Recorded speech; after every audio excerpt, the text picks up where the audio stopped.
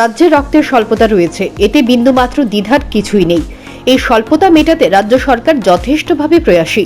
একই সঙ্গে ভাজপার উদ্যোগেও প্রায় প্রতিদিন রাজ্যের কোথাও না কোথাও অনুষ্ঠিত হচ্ছে রক্তদান শিবির। এরই অঙ্গ হিসেবে রবিবার মজলিশপুর বিধানসভা কেন্দ্রের বরজলা বিনাপানি বিদ্যালয়ে হলো এক মেগা রক্তদান শিবির। উদ্যোক্তা 10 মজলিশপুর মণ্ডল। শিবিরের উদ্বোধন করলেন মন্ত্রী সুশান্ত চৌধুরী। তিনি এই কেন্দ্রের বিধায়কও বটে। ধাপে ধাপে হয়ে চলেছে মজলিশপুরে এই রক্তদান শিবির।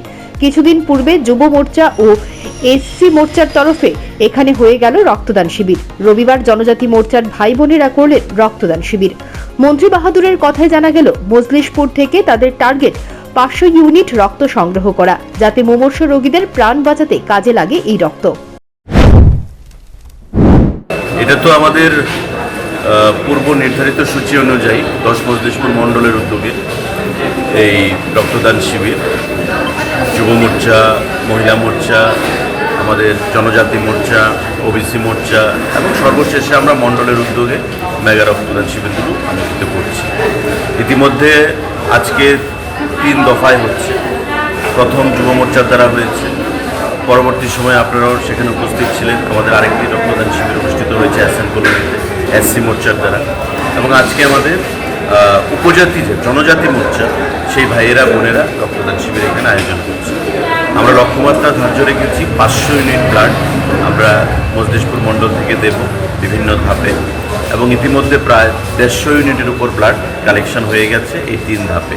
বাকি যে রক্তদান শিবিরগুলো আমরা খুব শীঘ্রই আমরা আয়োজন করব, এবং শেষ দফায় মাননীয় মুখ্যমন্ত্রীর উপস্থিতিতে একটা মেগা রক্তদান শিবির আয়োজন করার আমাদের চিন্তাভাবনা রয়েছে। আর আপনারা জানেন যে রক্তের কিছুটা স্বল্পতা রয়েছে, এবং রাজনীতির বাইরে সামাজিক দায়বদ্ধতার অঙ্গ হিসাবে আমাদের 10 মজলিশপুর মণ্ডল এই রক্তদান শিবিরের জন্য আমরা উদ্যোগী হয়েছি, এবং আমি তাদের প্রত্যেককে ধন্যবাদ জানাচ্ছি, অভিনন্দন জানাচ্ছি। কারণ রক্তদান মানে জীবনদান। রক্ত দিয়ে আমরা একটি পরিবারকে বাঁচাতে শুধু পারি, সক্ষম হই না, আমরা সমাজকেও, সমাজের দায়বদ্ধতা স্বীকার করে সমাজকেও আমরা সুন্দর করতে পারি। তো আজকে আপনারা এখানে দেখতে পাচ্ছেন যে উপজাতিদের মধ্যে রক্তদান নিয়ে একটা অনীহা ছিল, কিন্তু বিগত দিনে আমাদের সরকার প্রতিষ্ঠা হওয়ার পর আমাদের মুখ্যমন্ত্রী, আমাদের পার্টির সভাপতি এবং আমাদের সংগঠনের নেতৃত্বে উপজাতিদেরকে আমরা উদ্বুদ্ধ করেছি যে রক্তদানে এগিয়ে আসার জন্য এবং সামাজিক দায়বদ্ধতা হিসাবে সমাজকে সুন্দর করার জন্য।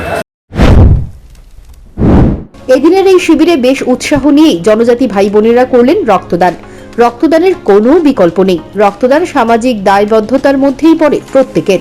এই দায়বদ্ধতাই দেখা গেল এদিন মজলিশপুরে রক্তদান শিবিরে। Bureau report, news prime Tripura.